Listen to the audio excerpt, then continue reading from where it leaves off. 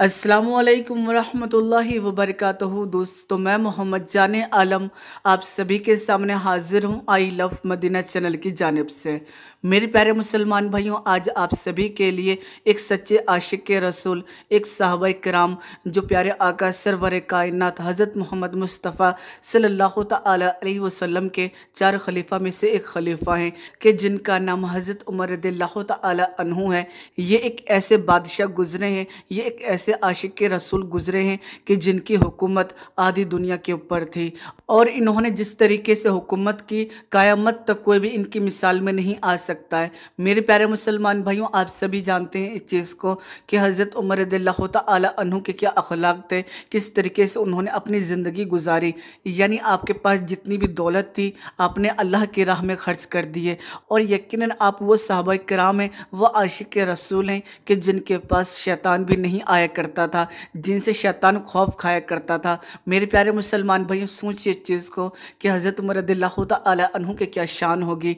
तो मेरे प्यारे मुसलमान भाइयों, तसव्वुर कीजिए इस चीज़ को कि जब ग़ुलामों का ये आलम है तो सरवर कायनात हज़रत मोहम्मद मुस्तफ़ा सल्लल्लाहु तआला अलैहि वसल्लम की क्या शान होगी, उनकी क्या सखावत होगी, उनका क्या अंदाज़ होगा, उनका क्या अखलाक होगा, उन्होंने किस तरीके से ज़िंदगी गुजारी होगी, यकीनन हम तसव्वुर नहीं कर सकते हैं। मेरे प्यारे मुसलमान भाइयों, आप सभी को बताता चलूँ, आज जो मैं आपको वाक़या सुनाने जा रहा हूँ वो हज़रत उमर रज़ियल्लाहु तआला अन्हु के बेटों के हवाले से। एक मरतबा का वाक़या है कि रिवायत में आता है कि हज़रत उमर रज़ियल्लाहु तआला अन्हु के दो शहज़ादे इराक़ में मौजूद थे। उनकी मुलाकात किसी शख्स से होती है, और वो जो शख्स होता है वो हज़रत उमर रज़ियल्लाहु तआला अन्हु के शहज़ादों को ये बात कहता है कि मैं बैतुल माल के लिए कुछ पैसे देना चाहता हूँ, लेकिन तुम्हें मैं ये बात भी बता देना चाहता हूँ कि इराक़ के अंदर बहुत सी ऐसी जगहें हैं जहाँ पर सामान जो हैं वो सस्ते में मिल जाया करते हैं, और जिन सामान की कीमत मदीना मुनव्वरा के अंदर बहुत ज़्यादा है। अगर तुम चाहो तो बैतुल माल के लिए जो मैंने तुम्हें पैसे दिए हैं तुम उससे तिजारत कर सकते हो,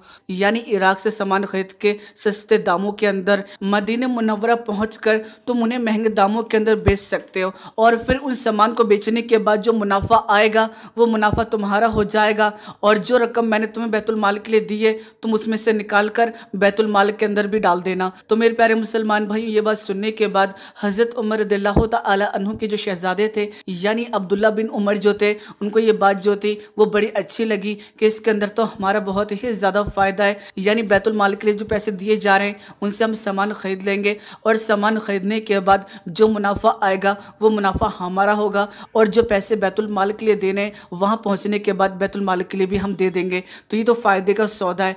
तो ये बात सुनने के बाद उन्होंने यही किया, यानी इराक़ से सस्ते दामों के अंदर सामान ख़रीदा, और उस सामान को ख़रीदने के बाद वो मदीना मुनव्वरा ले गए, और मदीना मुनव्वरा पहुँचने के बाद उन्होंने महंगे दामों के अंदर उसको बेचा कि जिसकी वजह से उनको बहुत ही ज़्यादा फ़ायदा हुआ, और जो मुनाफा आया उन्होंने उस मुनाफे को रख लिया, और उसमें से थोड़े से पैसे निकाल के जो बैतुल माल के लिए दिए गए थे वो पैसे जाकर बैतुल माल में डाल दिए गए। तो मेरे प्यारे मुसलमान भाइयों, ये जो खबर थी वो हज़रत उमर रज़ियल्लाहु तआला अन्हु तक पहुँच गई।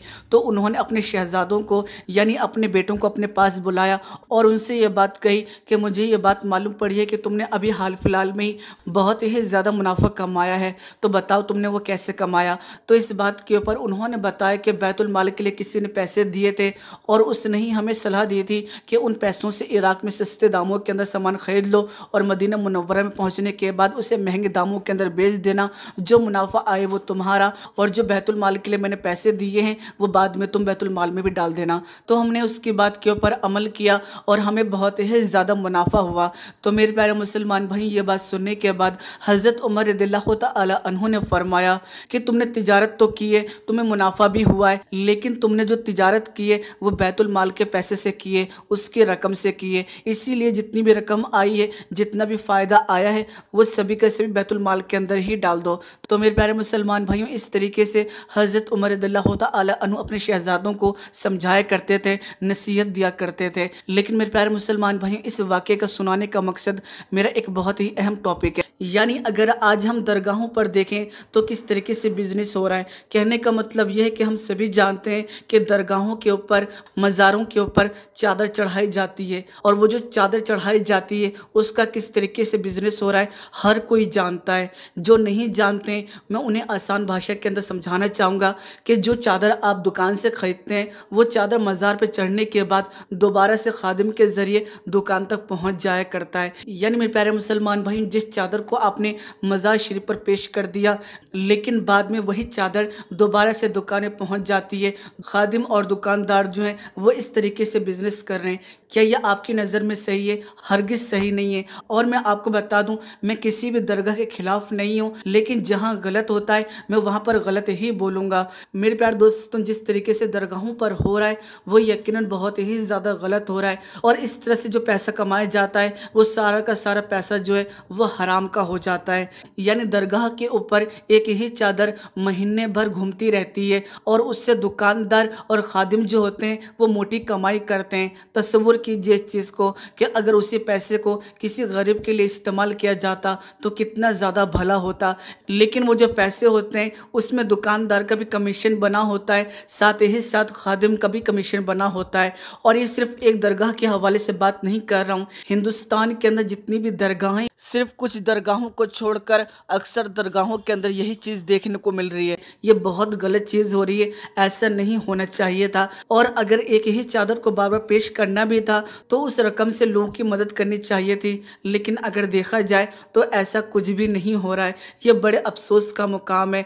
मेरे प्यारे मुसलमान भाइयों, अगर किसी ने हमें अमानत के तौर पर कोई रकम दी है और अगर हम ये सोचें कि उस पैसे से हम बिजनेस कर लें और बिजनेस करने के बाद जो मुनाफा आएगा वो हमारा हो जाएगा और जो अमानत है उसी मुनाफे में से निकाल कर रख देंगे और उसी को दे देंगे, तो मेरे प्यारे दोस्तों ऐसे पैसे भी हराम के पैसे हो जाएंगे, क्योंकि अमानत के अंदर खयानत करना भी एक बहुत बड़ा गुनाह है। तो मेरे प्यारे मुसलमान भाइयों, प्यारे आका सरवर कायनात हज़रत मोहम्मद मुस्तफ़ा सल्लल्लाहु तआला अलैहि वसल्लम की ज़िंदगी के ऊपर गौर करें तो आपकी ये शान थी कि चाहे किसी भी मज़हब से कोई भी ताल्लुक़ रखता हो, लेकिन उनको आपके ऊपर इतना ज़्यादा भरोसा था कि जितनी भी अमानत हुआ करती थी वो आपके पास जमा करवाया करते थे। और फिर मैं आप सभी को बता दूँ, प्यारे आका सरवर कायनात हज़रत मोहम्मद मुस्तफ़ा सल्लल्लाहु तआला अलैहि वसल्लम उसी अमानत को, उसी पैसे को, उसी रकम को उसी हालत में लौटाया करते थे। और यही अमानतदारी देखकर ना जाने कितने ईमान लेकर आ गए, ना जाने कितने हक के रास्ते पर आ गए। आपने एक ऐसी मिसाल पेश की है जो क़यामत तक कोई नहीं ला सकता है। मेरे प्यारे मुसलमान भाइयों, इसे समझना ज़रूरी है, इसके ऊपर गौर करना ज़रूरी है। तो मुझे उम्मीद है कि आपको हमारी बातें समझ में आ गई होंगी। और अगर आपने कभी किसी की अमानत के अंदर खयानत की है, यानी कुछ सामान लिया हो और बिना पूछे अगर आपने उसको इस्तेमाल किया हो, तो ऐसे वक्त में आप तौबा कर लीजिए, क्योंकि किसी ने अगर आपको अमानत के तौर पर कोई चीज़ दी है तो आप उसको इस्तेमाल नहीं कर सकते हैं बगैर उसकी इजाज़त के। तो मेरे प्यारे दोस्तों, मुझे उम्मीद है कि आपको दरगाहों के हवाले से भी कुछ जानकारियाँ मिली होंगी। मुझे मालूम है कि इस वीडियो के ऊपर बहुत सारे डिसलाइक आने वाले हैं, बहुत सारे नेगेटिव कमेंट आने वाले हैं, लेकिन जो बात सच है मैं वही बोलूँगा। और इससे पहले भी मैंने एक ऐसी वीडियो बनाई थी कि जिसके ऊपर आप लोगों ने बहुत ज़्यादा प्यार दिखाया, लेकिन बहुत से ऐसे लोग थे जिन्होंने बहुत सारी बुरी बुरी बातें बोली, बहुत सारे गलत अल्फाजों का इस्तेमाल किया। तो जो हेटर है मैं उनको बस यही बात कहना चाहूँगा कि ज़रा इसके ऊपर गौर करने की कोशिश करो। ऐसा ना हो कि जो बातें मैं आपको बता रहा हूँ अगर आप उन बातों के ऊपर अमल ना करें तो आपकी आखिरत ख़राब हो जाए। तो मुझे उम्मीद है कि आपको ये वीडियो पसंद आई होगी। वीडियो के अंदर अगर आपको हमारी कोई भी बात पसंद आई हो तो आप हमें कमेंट करके बता सकते हैं। वीडियो पसंद आई है, वीडियो को लाइक कर दीजिएगा और इस वीडियो को जितना ज़्यादा हो सकेगा उतना ज़्यादा शेयर कर दीजिएगा। गुजारिश करूंगा कि अगर अब तक आपने हमारे यूट्यूब चैनल को सब्सक्राइब नहीं किया है, चैनल को सब्सक्राइब कर लीजिए, साथ ही साथ नोटिफिकेशन बेल दबा लीजिए ताकि आपको हर नई वीडियो की नोटिफिकेशन मिल सके। चलिए दोस्तों, मैं फिर मिलूंगा एक अच्छी और प्यारी वीडियो के साथ। अपना ख्याल रखिएगा, खुश रहिएगा। जब तक के लिए अल्लाह हाफ़िज़।